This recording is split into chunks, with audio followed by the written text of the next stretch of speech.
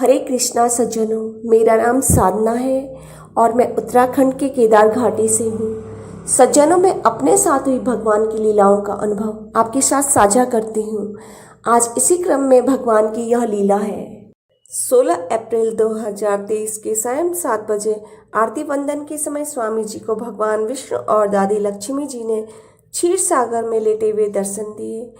जब आरती पूर्ण हुई तो स्वामी जी ने बताया, हमेशा दादी लक्ष्मी जी ने लाल रंग की साड़ी पहने विष्णु जी के पांव दबाते दर्शन दिए। आज दादी लक्ष्मी जी ने पहली बार विष्णु दादाजी के पांव दबाते हुए हरे रंग की साड़ी पहने हुए दर्शन दिए। अगले दिन 17 अप्रैल 2023 का दिन था। उस दिन न जाने मैंने क्या घटना सुन ली कि पति ने पत्नी को जला दिया, पति ने पत्नी से की मारपीट। सुबह से मैं यही सुनी जा रही थी कि महिला पर अत्याचार हो रहा है।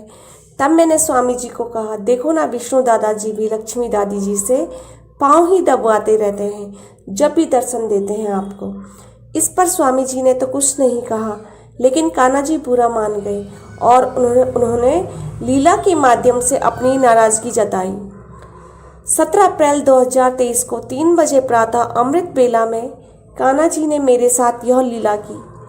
मैं उन दिनों 1 महीने के लिए प्रातः अमृत बेला में माला जाप करने के लिए 2 बजे जगा करती थी। 1 घंटा माला जाप में कर ही रही थी कि 3 बजे जैसे ही मैं माला जाप कर ही रही थी, मेरी आंखें खुली थी और मैं जागृत अवस्था में थी।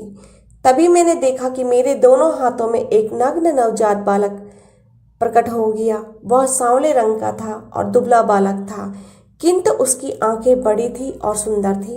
बालक दुबला पतला और नवजात था, लेकिन उसकी भुजाएं और टांगें लंबी लंबी थी। वह हाथ पांव को कुलमुला रहा था और अत्यधिक रो रहा था। जब मेरे हाथों में वह अत्यधिक रो ही रहा था तो मैंने उसे ये शब्द कहे, चुप हो जा, चुप हो जा, चुप हो जा, चुप हो जा। इस तरीके से मैंने उस बालक को कहा। ऐसे मैं उसे चुप कराने लगी। तब वह नवजात बालक और भी अत्यधिक रोने लगा और रोते रोते उस बालक की बाईं टांग लंबी होने लगी और वह बढ़ती ही चली गई और वो टांग मेरे गर्दन के दाहिने भाग पर पांव से मेरे गर्दन को अपने से दूर करने लगी।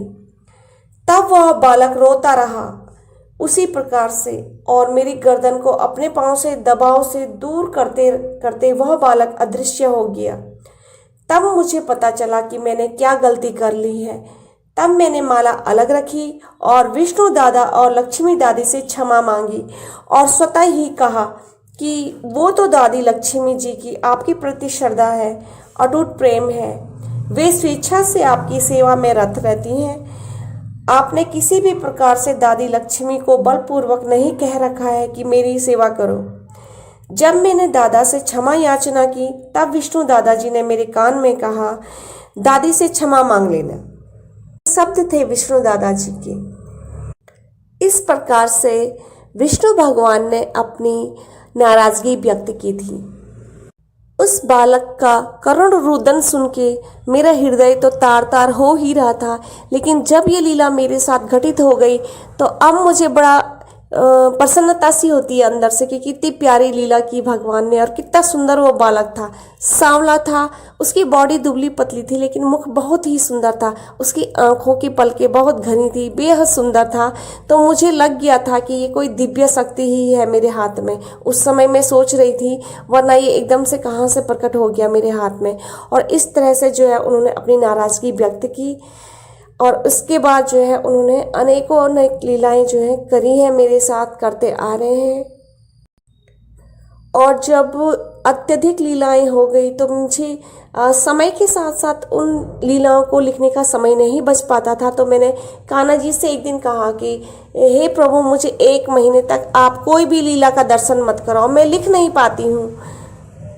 तब सज्जनों, सच मानिएगा इस बात को कि उन्होंने 1 महीने तक मुझे बिल्कुल भी लीलाओं का दर्शन नहीं कराया, बिल्कुल भी नहीं कराया। उन्होंने स्वप्न में तक नहीं कराया, साक्षात तो क्या स्वप्न में भी नहीं दिखे वो। और फिर उसके बाद मुझे अपने जीवन में सूना सूना सपन महसूस हुआ कि पता नहीं मेरे जीवन का रंग ही बेरंग हो गया है। तब मैंने स्वयं उनसे विनती की कि हे प्रभु, आप आ जाइए, करिए आप लीला। उसके बाद पुनः जो है भगवान की वो लीलाएं मेरे जीवन में सम्मिलित हो गई और इस प्रकार आज भी जारी है। तो सज्जनों, इस प्रकार से हमारे साथ नित्य लीलाएं होती रहती है। आपके साथ भी भगवान ऐसे लीलाएं करते होंगे और अगर नहीं करते होंगे तो करेंगे, यदि आप उनका नाम जाप करें, उनसे प्रेम करेंगे और उनकी छोटी छोटी जो है सेवाएं होती है ना लड्डू गोपाल की, वो करना आप आरंभ कर लें तो आपके साथ भी निश्चित ही भगवान जो है लीलाएं करेंगे। इसी प्रकार मैं ईश्वरीय लीलाओं का अनुभव अगली वीडियो में करूंगी। तब तक के लिए जय श्री कृष्ण, जय श्री राधे।